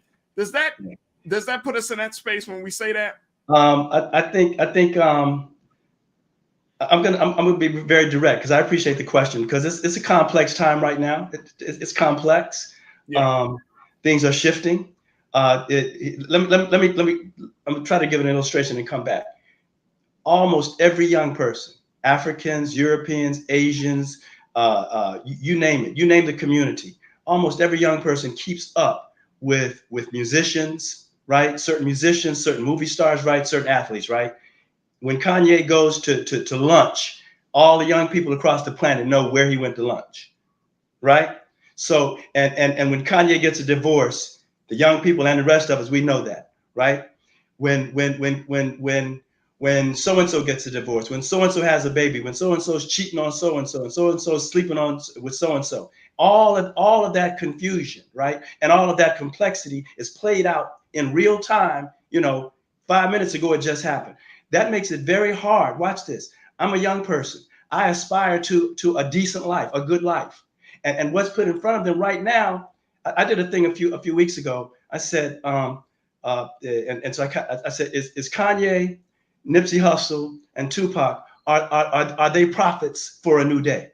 Is it now the case that entertainers, right, are taking the place of Malcolm, Mr. Malcolm, Dr. King, because when you look at the religio spiritual leadership, right, generally, I think, and this is generalization. This means we're talking about things in large terms, so we know there's some variation, but right now, a lot of the spiritual leaders, their lives look just like everybody else's lives.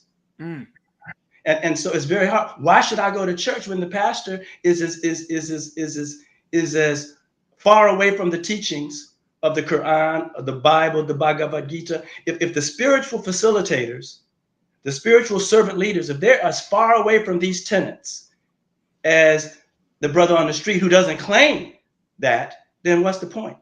And so there's a thing on those of us who are understood as pastors, imams, babalaos, rabbis, leaders in the temple. We got to think about how we live in. It's always been so. Part of why people, and I'm gonna stay with me. Part of why people loved Malcolm, and part of why people didn't know what to do with Malcolm. Because when he had this experience that he had with the divine, with Allah, something happened. Right. And there was an undeniable transformation. Right. And here's what you can do. You can lie on somebody that's living right. You can lie on them, but you can't do nothing with them because they live right. Right. Okay. And when you live right, man, your friends, you find out you have very few friends. You find out you have very few. When you're really by the help of the source, by the help of the divine, when you're not cheating, you're not tricking, you're not embezzling, you're not out hustling, you're not killing nobody, you're not giving orders for somebody to get killed, you ain't drugging on the side, you ain't an alcoholic in the closet. When your life really lines up with these teachings, i.e., watch this: love, treat everybody right, look out for widows and widowers, look out for children. Yeah. Dr. King used to say this. Dr. King used to say this. He said, "I don't know about the furniture in heaven." He's talking about gold streets. You have gold streets. They have pearly gates and he's in mansions. Dr. King said, "I don't know about the furniture in heaven nor the temperature of hell." Because you're going to hell, you're going to burn in hellfire, you're going to burn up forever. Dr. King said, I don't know about the furniture of heaven, nor the temperature of hell. But this is what I do know about. Somebody needs a new pair of shoes. Somebody needs decent housing. Somebody needs a real job. Somebody needs an education that's going to prepare them for this century as it is and as it's coming. Okay. And so when that's happening, when that's the case, when your teaching and your preaching is relevant, and when your living is good, and if you're living good, don't be condescending, don't be haughty, don't play this puritanical, pristine, think like I'm so good. If the Creator is merciful to let you be able to lay down at night in peace and wake up in the morning in peace and strength, and you didn't have to do a drug, you didn't have to do a joint. If that happens for you, then walk with humility, because it ain't you, Doc. It ain't you. If life is good, if your living lines up with the teachings, that ain't you. That's grace. That's mercy. That's blessings. That comes from the source. A brother said this the other day. PhD, a double PhD, brother. Somebody said, so explain to us how, when you get in an accident and your body gets well, give us the scientific. He said, what y'all want me to say? Stay with this is a double PhD who's also a spiritual man. Watch this. He said, y'all want me to say that, well, the cellular structure and the DNA and the molecules did this, and the blood pressure did that. He said, I could tell you that. He said, but here's the thing. He said, when you get hurt and your body starts healing, he says it's because God says so. Come on.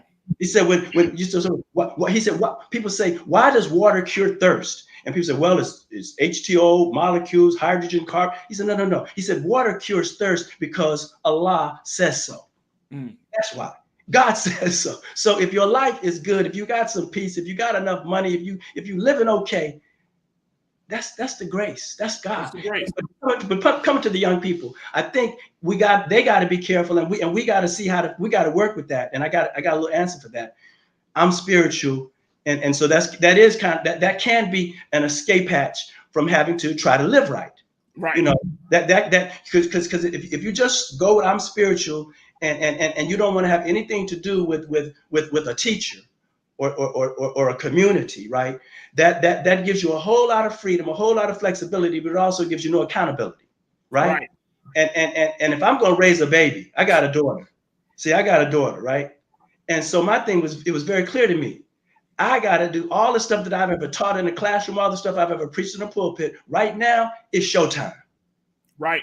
If I don't want you to smoke, drug, and drink, I can't smoke, drug, and drink. If I don't want you, excuse my language, man. If I don't want you to be, I'm gonna fix it. If I don't want you to be a ho, I can't be a ho. Okay. I mean, and so you got it. But here's the thing: when you do that, you get respect. You get respect. And watch, here's the rest of it. Love, Doc. Love. The way I work with young people, my thing with young people, I love you. I love them, Doc. And people are like, well, you need to be, you need to tell them about the hellfire sometime. You need to tell them they're going to hell on a speedboat. Look at this world, yo. They see a speedboat all day, every day. Right. Something you need to tell them that you are divine. Divinity is in you. You are made in the image of source. You are made in the image of God. It is imprinted indelibly within your being. Now come on up to it, and I'll help you with it. I'll hug you. I'll affirm you. And I'll walk with you. And when you fall down, I'm gonna say, hey, come on. What can we do to get on track? It's real. It's corny, but it's real, man. And I don't have time to tell you stories, but I could tell you some stories about millionaire college people who were getting ready to go into all kinds of money. And I can tell you about anonymous people down on the block. But I won't, unless you push me for an illustration. No, that's all good. That's all good. But when you love people, Doc, they get better, they get stronger, and your next thing you know, they say, I think I'm gonna go read that Quran. I think I'm gonna go look at that Bible. I think I'm gonna come see what's going on with what y'all doing. But you got to live it, and you got to love. A pastor, it goes back to what I think all of us have heard when parents used to tell us. Remember, Jules, when parents say, "Do as I say, not as I do." No, they got it wrong, man. They got it fixed. And now that as an adult, as a parent, I'm like, man, that's wrong as hell. You can't say that to no one. You can't say that to no young person. You know what I'm saying? Because the authenticity comes in you doing what you say that you believe in. That's the consistency. Yes, That's the oneness that we are all seeking, right? The hypocrisy comes when you espouse certain ideals or you espouse certain values, but you don't live up to them. You telling your daughter as a mother, you're like, no, girl, don't you keep yourself pressed and primmed, and you keep yourself, you know, don't just give yourself away to any old man that come or little boy. And then as the mother, you out off. You telling the son that consistency, man. That consistency. Don't be in the street. Yeah, that's right. Don't smack on women. That's right. But then he sees you and your relationship with his mom or his girlfriend or whoever, and you talking about, man, you walk in and you hear your pop talking about, man, these bees up in Yeah. And children take, and you know, we all know children take that all in. They may not say it, but they're watching all the time. All the time. Man, let me go to some more of the to some more of these comments right now, because people are checking in, and it really, I think a lot of people are excited about this idea. Janae, let's go to Janae. Janae checked in and said, not surprised by the young adults. They are so easy to sway or go with a trend, and God is also passed down, and that part is happening less. We are not teaching, and Janae, I appreciate you, sis. Thank you so much. And I think to the point of her that she got, we have as parents, and this is the hard part. As parents, you have to instill a love for God to your children. But if you can't instill something that you don't have yourself, if you have no spiritual foundation, come on, Doc. And this is why I tell people all the time, Jules and Pastor, I always say, like, okay, you could be whatever, but you got to have a spiritual foundation from somewhere. Yes, sir. Yes, sir. Yes, sir. You know what I'm saying? Yes, sir. You can't just go out and just be like, well, my spiritual foundation is the stars. Because you're going to find out when difficulty hits. When difficulty hits, that's when you find out what you got. You can be spiritual all day long, but when your mother makes transition, your grandmother makes transition, your daddy, your granddaddy, your uncle, when somebody makes transition, when somebody completes this journey, right? When somebody's in a bad car accident, somebody gets sick, whatever. At that point, you get ready to find out what you got. That's what it is. I heard a joke that, you know, there was an atheist on a plane next to the Christian. The plane was going through some turbulence. The Christian praying. The atheist is saying, "Oh God." Yeah, everybody started calling it that. Right. When you in trouble, yeah. And this is the part about it. And Jules, jump in, bro. Like the natural response when we in deep water in our personal lives or outside circumstances, you ain't praying to yourself. No, sir.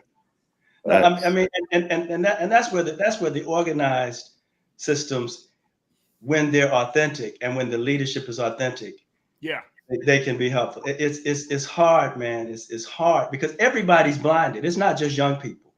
So many people in the church, out of the church, in the mosque, out of the mosque. You name it, in the temple, out of the temple.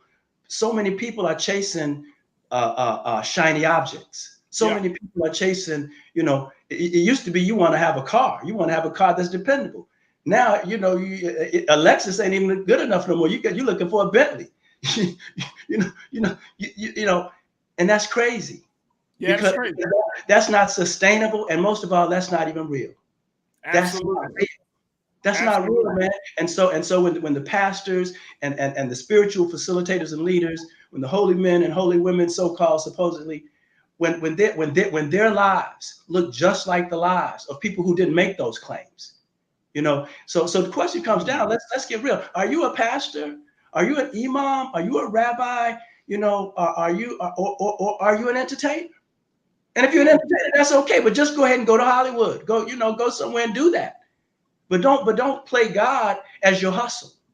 Don't play Allah as how you pull women and get on TV and get on magazine covers. Come on, yo. And brother Farajii, you've been knowing me a long time. And people have approached me before I ever came to know you. And since then, if I wanted to play it a certain way, I could. But I'm serious about the walk, man. I'm serious about the journey. I'm serious about the journey. And then people don't like you because you're serious about the journey. Hey, look.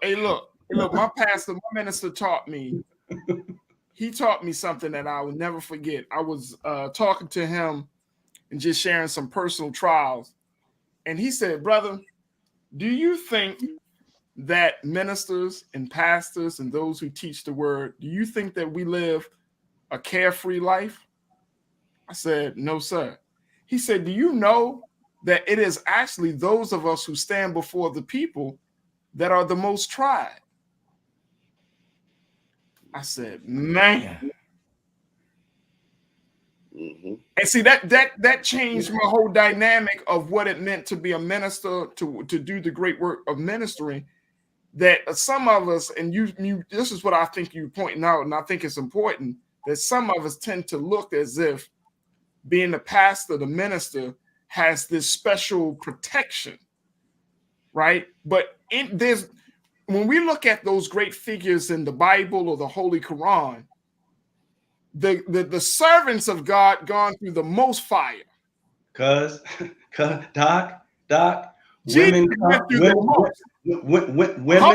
the most. I mean, when you're talking about these servants, Moses, Abraham, when you're talking about servants of God, they go through the most fire, yet they are the beloved of God. All right, man, y'all gonna have me preaching up here, man. You're doing it. Come on, man. I don't. I know you say Farajii, Muhammad. You don't want to say minister. It's all right.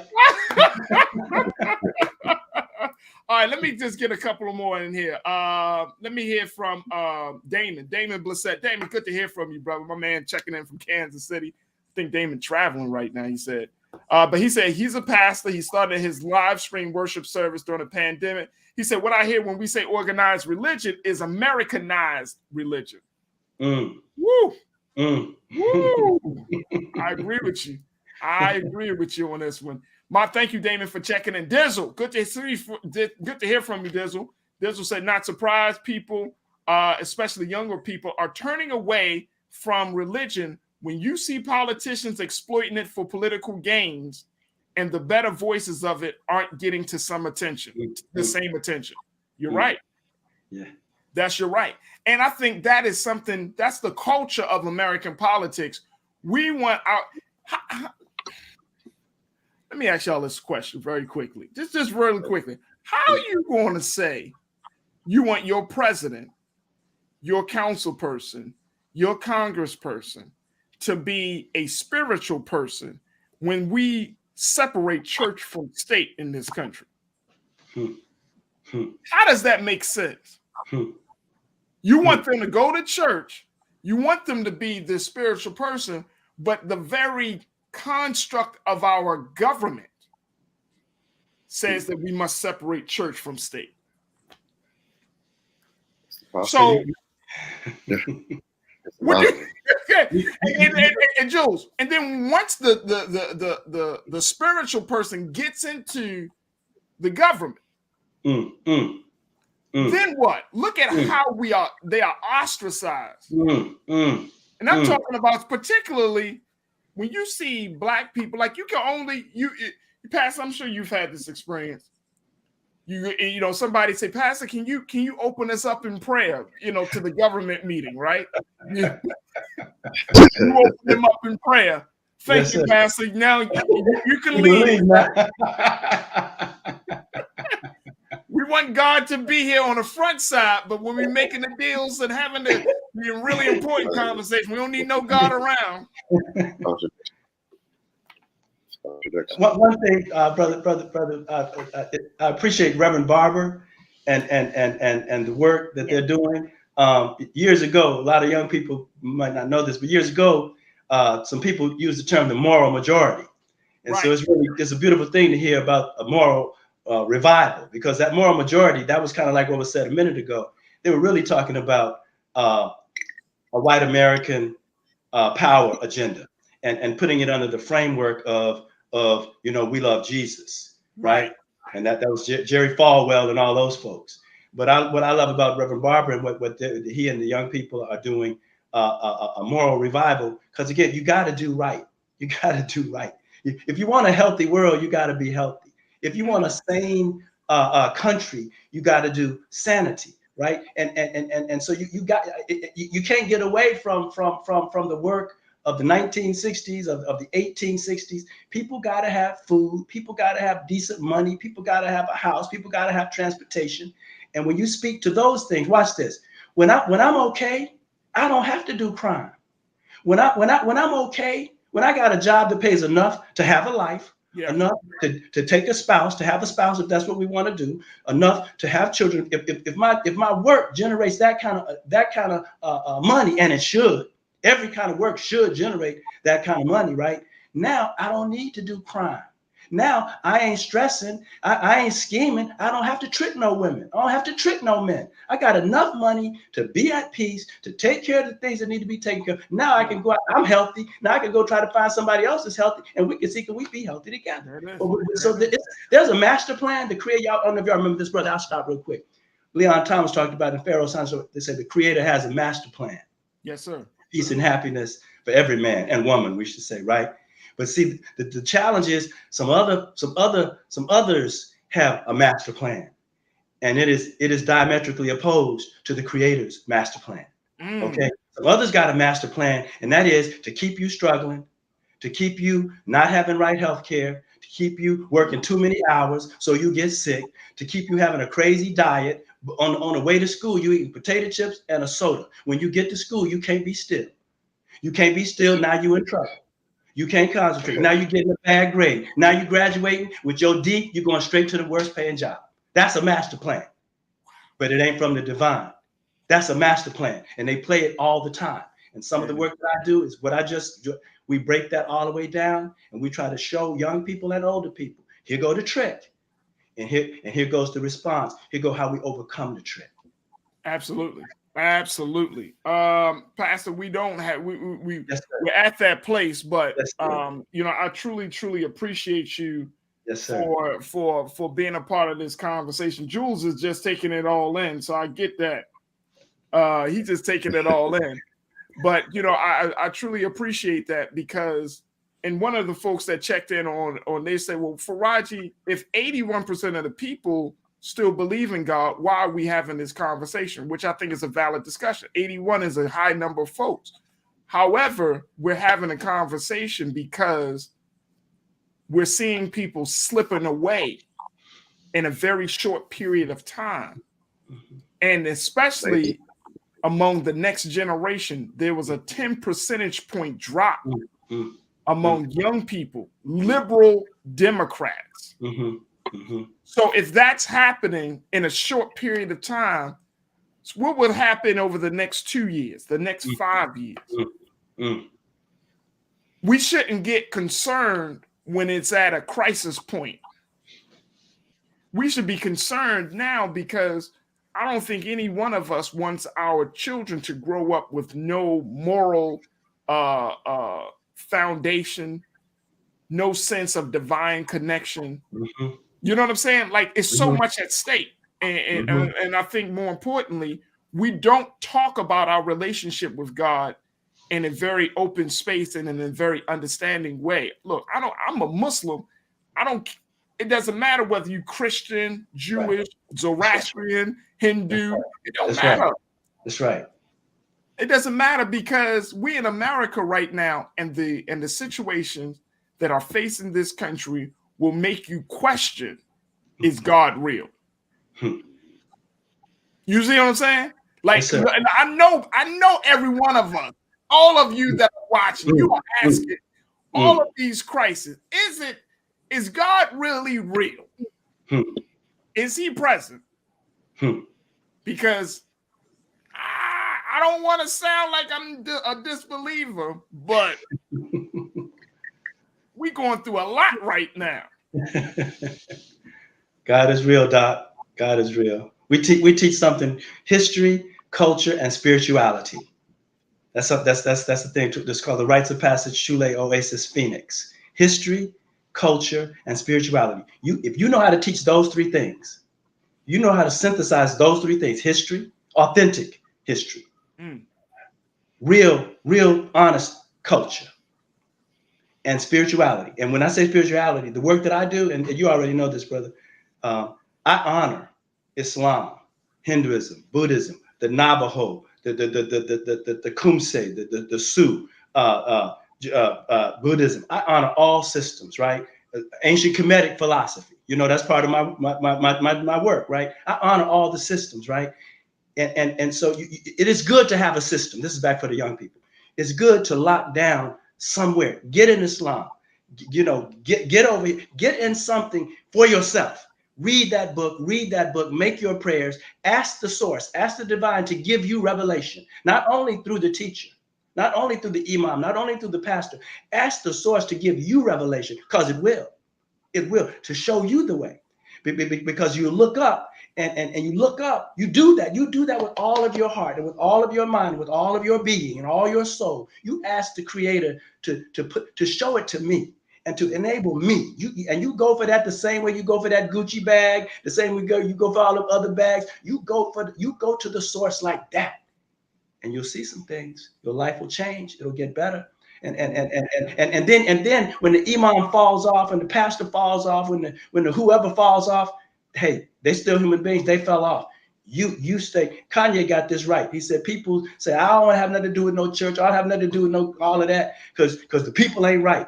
And Kanye said, he said, you trying to judge the Creator. I'm paraphrasing. I ain't got it just right. You judging the Creator based off of the people, off of human beings.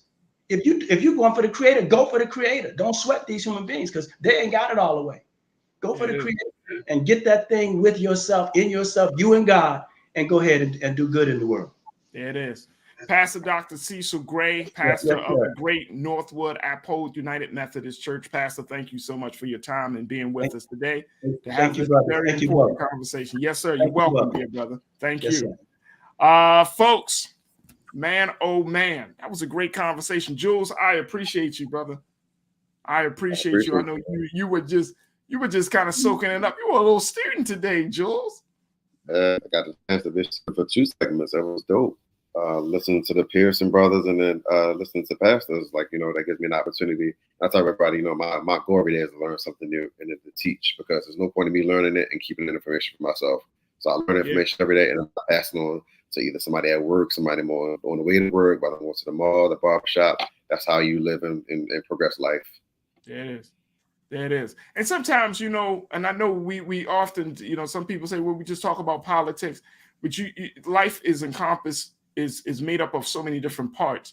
And so we can't have a conversation about culture and just talk about culture of politics, culture of healthcare and education and all of those. If we don't have even a conversation about the culture of our faith, the culture of how we believe, right? The culture of the things that are quote unquote outside of our control. And so, you know, even if the conversation doesn't hit the mark for some of you, that's okay. But we need to have a conversation when it comes to the intangibles, the things that we believe, the value system, everything, because that's how we're going to grow. That's how we're going to grow. Jules P., Mr. Jules P., thank you so much, brother, for being so good for the culture today. I appreciate you, bro. Absolutely. Absolutely. All right, folks, that's going to do it for me. I thank each and every one of you for being a part of the Cultural Conversations. Big shout out to the Culture Crew, my online crew. Man, always bringing some great insights. So many of you have been checked in. And today, I hope you really gained something from these conversations. And this is why we ask you for your continued support here at Black Star Network. Make sure you go to our website, blackstarnetwork.com. Support us.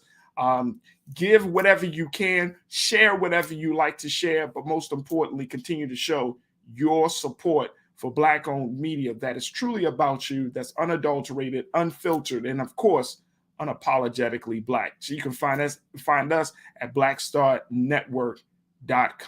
All right, folks, stay tuned. Up next is Brother Roland Martin at the 6 p.m. Eastern Standard Time moment. But as always, never be afraid to challenge what's wrong, stand for what's right while being yourself in the process. God willing, we'll talk tomorrow for another exciting edition and another set of conversations right here on The Culture, found exclusively here on the Black Star Network. Talk to you soon, family. Peace.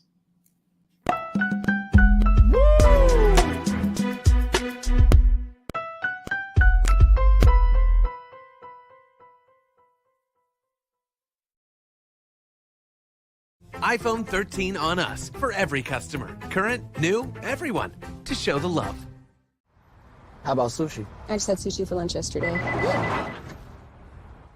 How about tacos? Automatic emergency braking, one of 6 advanced safety features standard on every 2022 Chevy Equinox. Find new technology. Find new roads. Chevrolet.